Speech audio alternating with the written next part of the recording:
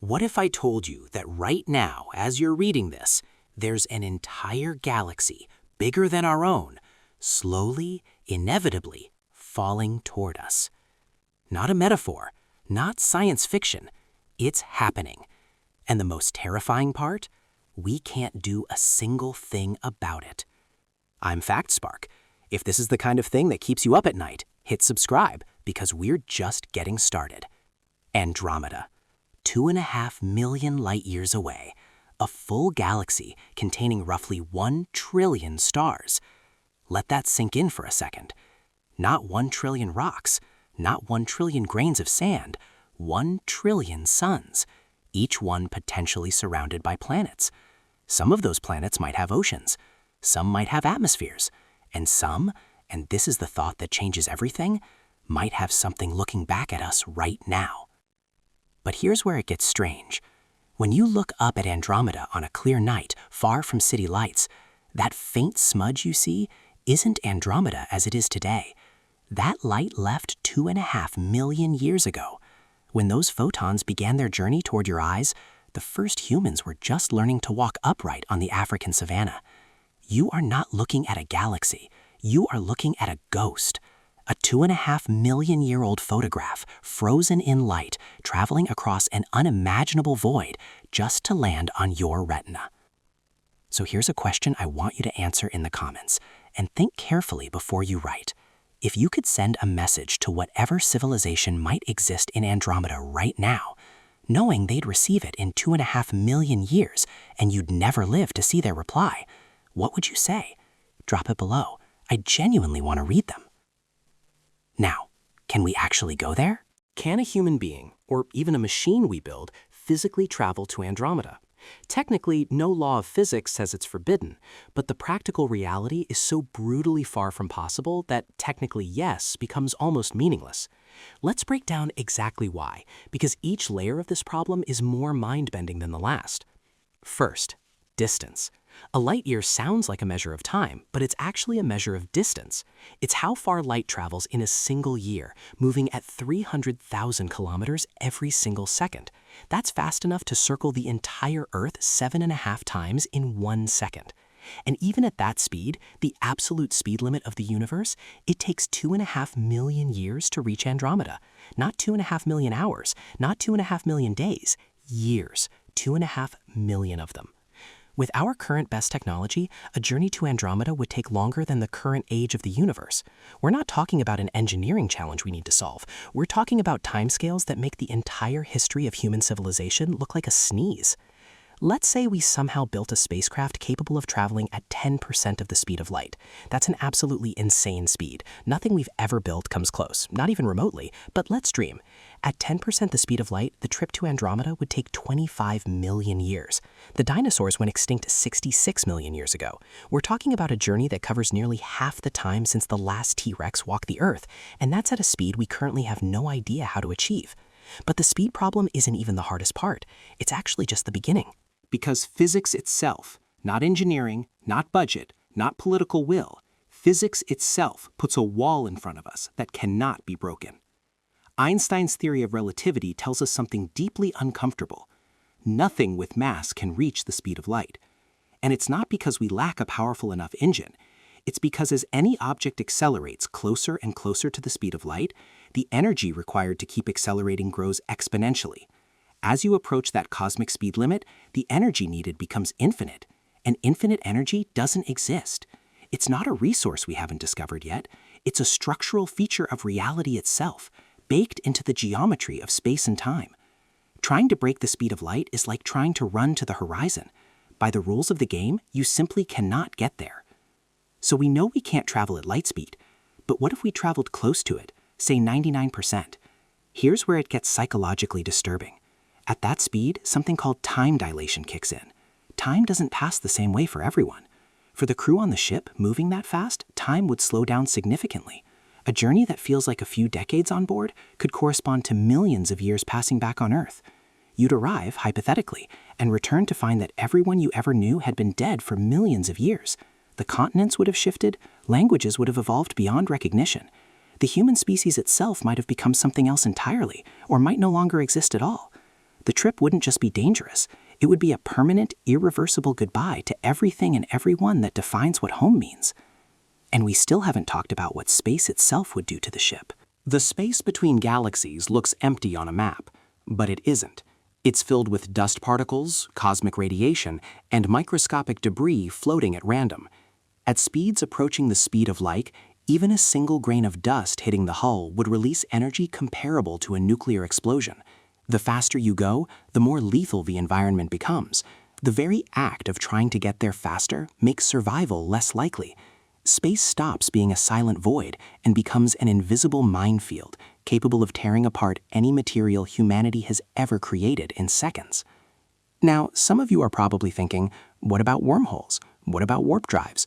And it's a fair question, because these aren't just movie inventions. They have genuine mathematical foundations in theoretical physics. A wormhole, if it existed, would be a shortcut through spacetime, a tunnel connecting two distant points, potentially collapsing a 2.5 million light-year journey into something manageable. A warp drive, as some physicists have sketched out, would work not by moving the ship, but by compressing space in front of it and expanding space behind it, effectively surfing a wave of curved spacetime. The problem is that both of these require forms of energy and in some cases forms of matter that we have never observed and aren't even sure exist in usable quantities. The energy required to move even a small spacecraft using a warp mechanism would exceed the total energy output of an entire star across its whole lifetime. We're not missing a component. We might be missing an entirely different category of physics that may or may not be accessible to us. These are possibilities that live in the realm of not impossible, but sit so far from anything practical that calling them solutions would be dishonest. There's another scenario some scientists and futurists have imagined, the Generationship, a massive artificial habitat, not a spacecraft in the traditional sense, but a self-contained world. Thousands of people living on board, with closed ecological systems, food production, recycled air, a complete civilization inside a vessel. The original crew would die. Their children would be born knowing no other home, and their children's children, across thousands of generations, would continue the journey without ever having seen Earth or Andromeda with their own eyes. In theory, given enough time, a Generationship could complete almost any journey. In practice, there is a problem no engineer can solve. Human civilization doesn't stay stable. In just a few hundred years on Earth, we've seen empires fall, languages disappear, belief systems completely transform, entire societies collapse and rebuild into something their founders would find unrecognizable. How do you guarantee that after 10,000 generations, the descendants of the original crew still care about the destination? How do you prevent revolution, fragmentation, collapse, or simply the gradual forgetting of why the ship exists? We've never maintained a stable civilization for even a fraction of the time this trip would require. And here is where the universe reveals something almost philosophical about its own architecture. We know that the universe is expanding. Not just that galaxies are far apart, they are actively moving away from each other, and that expansion is accelerating. This means that with every passing moment, the galaxies beyond our local gravitational neighborhood are getting harder to reach, not easier. At some point in the far future, they'll be moving away from us faster than light itself can cross the gap, not because anything is traveling faster than light, but because space itself is expanding between us. Eventually, the most distant galaxies will vanish from our observable universe entirely. A civilization living trillions of years from now inside the Milky Way would look up at a night sky containing no other galaxies at all, just darkness and the stars of their own island. We live in a special moment in cosmic time when the universe is still visible to us in its full glory. That window is closing, slowly but inevitably. This has led some scientists to a deeply unsettling hypothesis. Maybe the universe is full of life. Maybe there are civilizations out there right now, in Andromeda, in other galaxies scattered across the cosmos, civilizations that have solved problems we haven't even named yet. And maybe the reason we've never heard from them, and they've never heard of us, isn't because they don't exist. It's because the universe is structured in a way that makes contact between galaxies almost physically impossible. Not a conspiracy, not a great silence caused by fear or destruction, just the cold mathematics of distance, speed limits, and expanding space.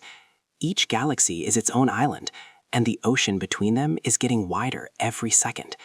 We are like castaways on a tiny island, watching distant fires on other shores, knowing that those fires mean life, warmth, minds like ours, and having absolutely no way to build a boat that could survive the crossing. But here's the thing, and this is the detail that stops the whole conversation in its tracks. Andromeda is coming to us. Right now, as you read this, Andromeda is hurtling toward the Milky Way at roughly 110 kilometers per second. In about 4 to 5 billion years, the two galaxies will collide. Not with a bang, not with a catastrophic explosion of fire and destruction, but with something stranger and more beautiful than that. Because stars, despite being enormous, are separated by such vast distances that almost none of them will actually crash into each other. Instead, the two galaxies will pass through each other, distort each other's shapes, loop back, and gradually merge across hundreds of millions of years, a slow gravitational dance. Some astronomers have already given the resulting structure a name, Milkomeda, or Milkdronida. The name isn't settled. The event, however, is inevitable. Think about what that means. We've been talking about how impossible it is to go to Andromeda, and the universe's answer is, you don't have to.